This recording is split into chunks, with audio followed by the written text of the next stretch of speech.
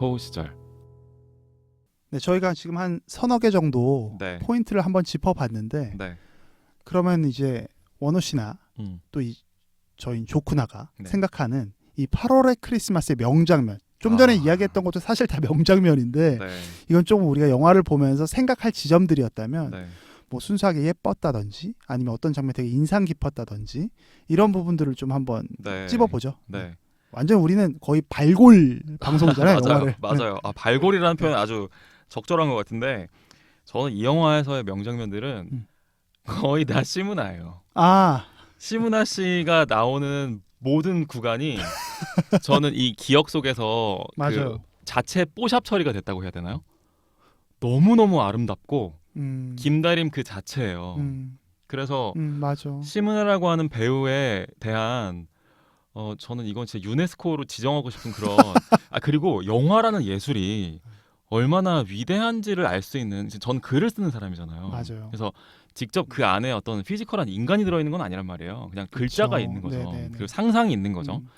근데 이 영화는 예를 들어서 한석규라는 인물은 지금도 있지만 1997년도 8년도에 한석규는 그 영화 안에 있는 거잖아요. 그쵸. 그리고 시무나도 마찬가지로 그때 시무나가 그 영화 화면 안에 있는 거잖아요.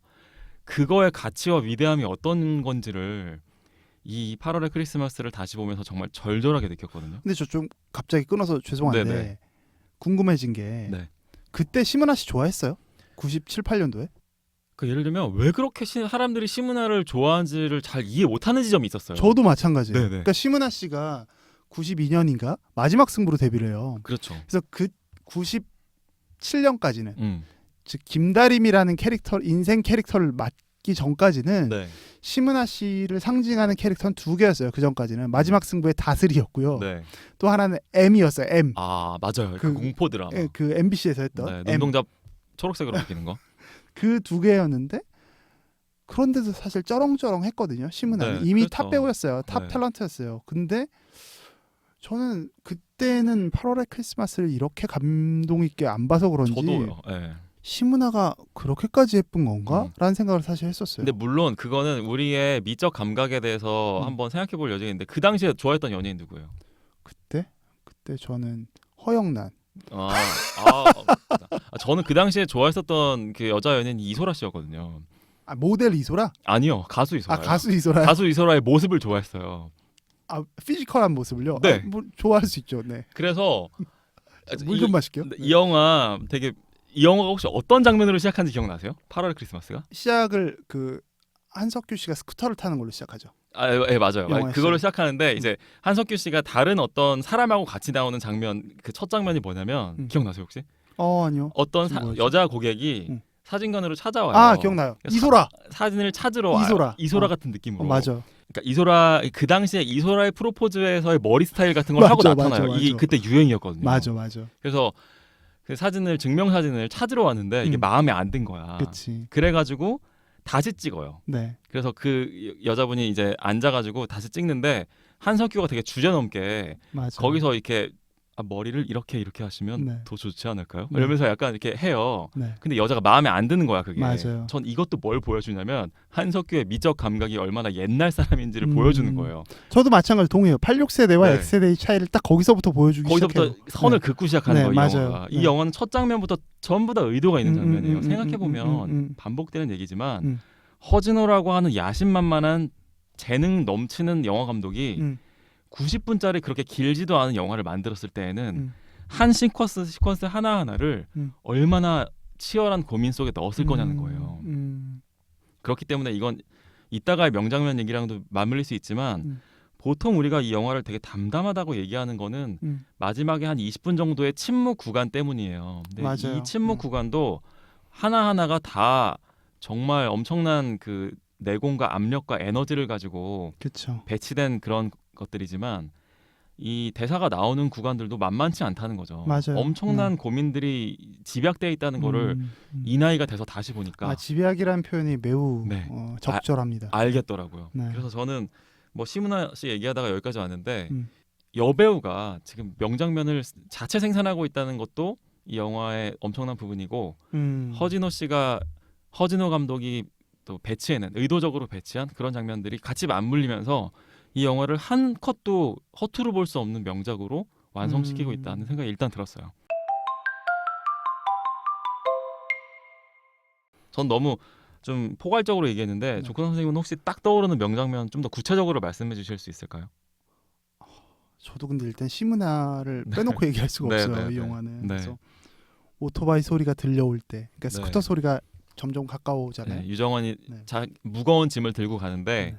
맞아요. 유정원이 자기를 한번 휙 스쳐가요. 네. 그래서 아씨 뭐야 나 이렇게 무거운 거 들고 있는데 그냥 가버리는 거야? 라고 했는데 다시 스쿠터 소리가 가까워올 때, 하면서 다시 붐인 줄 알았어요. 네, 그때 미소 짓는 그 미소가 너무 새침하기도 하고 네. 해사하기도 하고 전 거의 반했어요. 사실 시문화 저희 씨한테. 그때 예. 기억나세요? 소리 지르면서 봤어요 이 장면. 그리고 한번 돌려봤어요 심지어. 맞아. 너무 인상적이어서. 그리고 뭐 그런 장면을 근데 되게 많이 보여줘요. 그렇죠. 시문화 씨가. 네. 뭐 예를 들어서 갑자기 왔는데 이제 뭐 화장을 하고 오잖아요. 네 맞아요. 바람을 맞추기 전에 네. 사실 그 화장품을 사요. 시문화 씨가. 그래서 막 립글로즈가 아니라 루즈라고 하죠. 뭐 립글로즈 똑같은 거지만 네. 루즈라고 그때는 했었는데 네. 루즈를 막 바르고 뭐 이것저것 화장을 한 다음에 왔을 때 화장해서 이뻐졌다라는 말을 네. 한석규가 되게 영감님 같이 해요. 맞아요. 한석규 씨는 또 막 그리고 하는 리액션도 너무 맞아요. 영감이야. 네. 그래서 뭐 뜨거 하는 부분이나 네. 시문화 씨가 뭐 월급 받으면 한턱 낸다는 말에 뭐 생각해 보겠다고 하니까 네. 에라이 막 약간 이런 맞아요. 리액션이 도저히 지금의 그러니까 30대에서 너무 그 둘의 티키타카가 네. 되게 일면 되게 안 맞는데도 불구하고 맞아요. 네. 그 두 사람이 서로를 향하고 있는 그 감정 하나만으로 밀고 나가는 거예요. 그렇죠. 네. 정말 감정 하나만으로 밀고 네. 나가고 사실 그래서 사랑의 답이 있다라고 마치 허진호가 얘기하는 것처럼 네. 통할 수 있다를 보여주는데 네. 근데 그때 화장해서 이뻐졌다는 말에도 옆으로 이게 싹 한석규 씨가 안 보이게 웃고 나서 네. 아무렇지 않게 표정을 네. 짐짓 아무렇지 않아 하는 네. 그 표정을 지을 때 너무 귀여운 거예요. 사실 네. 시문화 씨가 지금 저희보다 훨씬 나이가 많으신 분인데도 불구하고 그때의 시문화, 그때 98년에 박제돼 있는 시문화는 그쵸. 너무 사랑스러웠다. 맞아요. 는 생각을 하고요. 전 계속 얘기할 수 있는데요. 네. 저 이 영화에서 딱 한 번 김다림이 아니라 응. 시문화가 잠깐 보였던 장면이 하나 있어요. 뭐죠? 되게 엉뚱한 건데 아마 되게 엉뚱하다고 생각하실 텐데 시문화 씨가 딱 한 번 그 주차 단속하는 장면이 나와요. 그 차 안에서 그 확성기를 이렇게 대고 네. 뭐 어디 뭐 8698 차 빼세요. 거기는 네. 주차할 수 있는 장소가 아닙니다라고 있어요. 얘기하는 장면이 있거든요. 네. 근데 그 장면을 연기하는 시문화 씨를 보면 본인이 약간 웃겨해요 그거를. 이게 약간 조금 민망한 거야? 민망하기도 하면서 목소리가 왜냐면 진짜 밖으로 나가니까 이게 그때 막 되게 약간 이렇게 웃으면서 김다림이 업무 중에 하는 그런 구태의연한 그런 모습이 아니라 시문화가 한번 해보는 느낌으로 되게 이렇게 좀 서투른 느낌도 없잖아 있게 그렇게 얘기하는데 그럴 수 있겠다. 저는 그때 그 잠깐 배우 시문화의 모습이 보이면서 너무 귀여운 거예요. 그 장면마저도 네. 그래서 이 영화는 저는 명장면은 거의 대부분 시문화 씨랑 맞물려 있습니다. 네.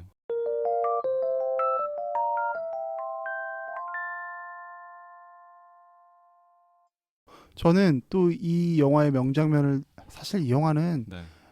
길지도 않아요. 그래서 이 영화는 다 명장면이라고 해도 계속 볼 수 있어 그래서 과언이 아닌데 네. 그래도 우리가 너무 친구 얘기를 안 하면 안 돼요. 철구란 친구 참 좋지 않아요?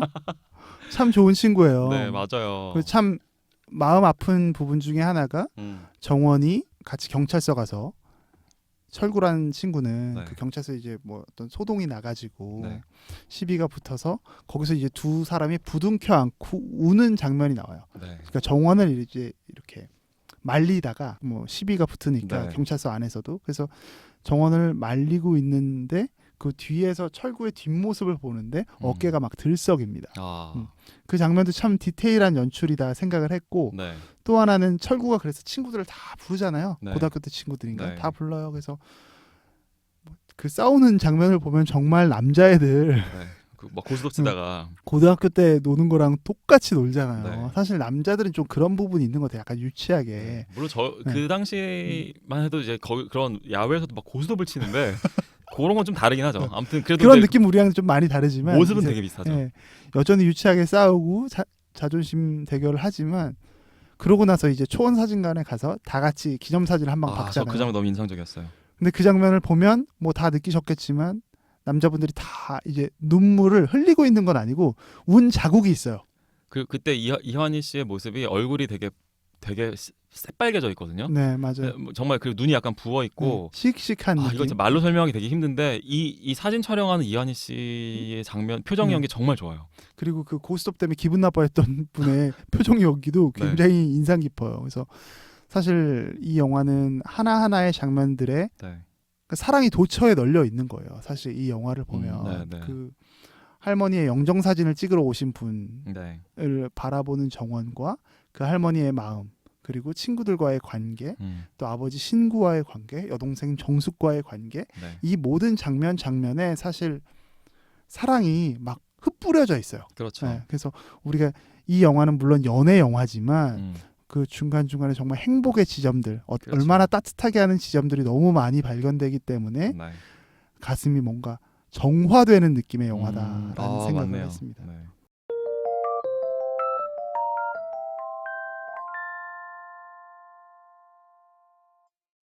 그래서 이게 원호 씨가 처음에 우리 이 영화를 개관하는 글에서도 좀 표현을 했지만 이런 지점들이 그 시대 때의 어떤 최루성 멜로라고 하죠. 네. 뭐 다른 영화들과 비교되는 허진호가 정말 자랑할 수 있는 맞아요. 내세울 만한 새로운 문법의 한국형 멜로 작품이라고 평가할 수 있는 게 아닌가라는 생각을 합니다. 사실 이 영화는 워킹 타이틀이라고 하죠. 이 영화를 촬영하고 제작하는 기간 동안에는 영화 제목이 편지였다고 해요. 그래서 똑같은 근데 제목의 그 동명의 영화가 정말 최루탄 멜로가 그 당시 이제 97년도에 좀 직전에 개봉하면서 최진실 씨랑 박신양 씨가 나와서 거기도 시한부고 결국에는 맞아. 그 이렇게 뭐 죽고 그런 영화인데 8월의 크리스마스는 정말 어떤 뭐랄까요? 평행선을 거의 달리고 있다고 보면 돼요. 8월의 크리스마스가 침묵한다면 편지는 정말 끝까지 지르거든요. 그리고 둘이 결혼한 장면까지 보여줘요. 맞아. 그러니까 상상 여백이 아니라 그냥 설명을 택한 그런 건데 꽉 채우죠. 네. 근데 저는 뭐 이걸 나쁘다고 하는 게 아니라 그 당시에 그리고 관객들이 더 즉각적인 반응을 더 호의적인 반응을 보여준 건 사실 편지였어요. 그리고 그 이듬해였나 나왔던 약속이라는 영화에서도 그렇죠. 사실 비슷한 문법이 그렇죠. 나옵니다. 박신양, 전도연 뭐 정말 대배우들이잖아요. 그렇죠. 그 대배우들이 감정의 극단까지 한번 가보는 영화가 역시 또 약속이었던 거고 그 당시에는 97년도의 상황을 보면 이제 대통령이 김영삼 대통령에서 김대중 대통령으로 바뀌고 그러면서 김대중 대통령이 되게 문화 대통령이라는 별명을 갖고 있었잖아요. 맞아요. 김대중 대통령 이후에 우리나라 영화에 이제 욕이 나오기 시작해요. 우리나라 영화 안에 대사에 이제 막 뭐 쌍욕이 나올 수 있게 된 거예요. 맞아요. 근데 그 시점부터 진짜 많이 나왔어요. 네. 그래서 그게 또 너무 가가지고 또 막 2000년대 초반에는 막 이제 조폭 영화가 또 막 뜨기고 그렇죠. 하고. 근데 그게 이제 초기에는 누구나 어떤 뭐 그게 무기가 됐건 장난감이 됐건 새로운 도구를 받으면 그걸 휘둘러 보고 싶잖아요. 맞아요. 그래서 90년대 후반에는 우리가 그런 영화 표현의 자유를 그 도구를 갖게 된 지 얼마 안 된 타이밍이기 때문에 많은 영화 제작자들과 감독들이 이걸 휘둘렀던 거예요. 그리고 관객들도 그걸 원했어요. 그런데 저희가 주목하고 싶은 부분은 바로 그 시점에 모든 사람들이 그 표현의 자유와 감정의 극단이라고 하는 도구를 휘두르고 있을 때 이 8월의 크리스마스 허진호와 사이더스라고 하는 이 당시에는 뭐 신생이나 다름없는 차승재 대표는 정반대의 길을 갔다는 거예요. 그렇죠. 이거 굉장히 어려운 선택이었을 거거든요. 맞습니다. 아무리 한석규, 심은하를 사실 이게 그 원픽이었던 건데 이 두 사람이 일지망 캐스팅이 다 성공한 거예요. 그 정도로 되게 성공적인 출발을 알린 거였다 하더라도 이렇게 여백이 많고 이렇게 말을 줄이는 길을 간다는 거는 그 당시에 모든 사람들이 예스를 말할 때 혼자 노를 말한 건데 정말 쉽지 않았을 거라는 거죠. 차승재라는 사람의 어떻게 보면 대단한 도전이었다라고 저는 생각해요. 되게 뭐 이런 말은 좀 그렇지만 그냥 그 돈의 노예인 줄만 알았는데 되게 그렇지 않은. 그리고 사실 차승재 대표가 굉장히 한 몇 년 동안 한국 영화사에 발전한 부분도 사실 굉장히 많았습니다. 그렇죠. 조폭 영화가 한창일 때도 네. 아마 이분이 봄날은 간다도 하지 않았나요? 참고로 이 영화 원래 영화 제목이 편지였던 이 영화 제목을 8월의 크리스마스라고 달아준 사람도 차승재 대표입니다. 네. 감각이 좋은 사람인 건 인정해야 그렇죠. 돼요. 그러니까. 제목 얘기가 나와서 말인데 8월의 크리스마스라는 제목은 어떤 의미가 있다고 생각하세요? 이들의 감정의 기간? 그러니까 8월에 만나서 왜냐면 하복을 입고 하복이라는 표현이 좀 웃긴데 하복이죠, 하복. 네. 그 주차 단속 옷이 유니폼. 유니폼이 반팔이에요. 네. 그래서 너무 더울 때 둘이 만나죠. 네, 그렇게 해서 만나서 가을에 그들의 감정이 확인되고요. 그래서 같이 서울랜드도 가고 뭐 목욕탕도 가고 하잖아요. 그런 다음에 겨울에 관계가 이제 눈이 펑펑 올 때 끝나고 심은하 씨가 바라보는 그런 장면으로 영화를 끝내기 때문에 8월부터 크리스마스까지. 저는 이거 한번 생각해봤는데 그냥 8월하고 크리스마스는 되게 안 맞는 거잖아요. 그렇죠. 어울리지 않는 거잖아요. 그래서 저는 그 어울리지 않음에 대한 이야기인 것 같아요. 어쩌면 그 두 사람도 어울리지 않는다. 86세대와 X세대인 거고 뭐 남자와 여자인 거고 그죠? 뭐 신세대와 구세대인 거고 그 둘의 병치를 그냥 상징적으로 보여준. 저는 근데 물론 이 제목에 되게 그렇게 깊은 의미가 있을 거라고 생각하지 않아요. 왜냐면 되게 그 영화 제작 말미에 이렇게 좀 지어진 타이틀일 가능성이 높아 보이기 때문에. 근데 이제 급한 대로 어쨌든 지어진 제목치고는 근데 바로 그런 시간이 별로 없고 급한 상황일수록 저는 그 영화의 어떤 에센스에 접근했을 거라고 생각은 또 하거든요. 그래서 이 섞일 수 없을 것 같은 두 사람, 아까 말씀하신 대로 둘이 농담 코드도 다르고 뭐 이렇게 좀 달라요 많이. 그렇기 때문에 사실 저는 또 이 영화를 보면서 영화의 어떤 그러니까 연애에 있어서 기술이나 이런 게 사실 또 얼마나 좀 무의미할 때가 있나를 생각하게 돼요. 맞아요. 아까 제가 말씀드린 대로 감정 하나가 있으면 나머지를 다 불도저처럼 밀고 나갈 수 있는 거거든요. 다 해결될 수 있어요, 사실. 어떤 하나의 확실한 그 이유만 있으면. 근데 그래서 이 8월의 크리스마스라는 것도 언뜻 보기에는 정말 섞일 수 없을 것 같은 두 사람, 그리고 삶과 죽음, 그 다음에 상승과 하강, 그죠? 설렘과 관조 혹은 뭐 체념 이런 것들이 도처에서 계속해서 연합을 구성하고 있는 이 작품의 어떤 얼개를 보여주는 게 아닐까라는 생각을 해봤습니다.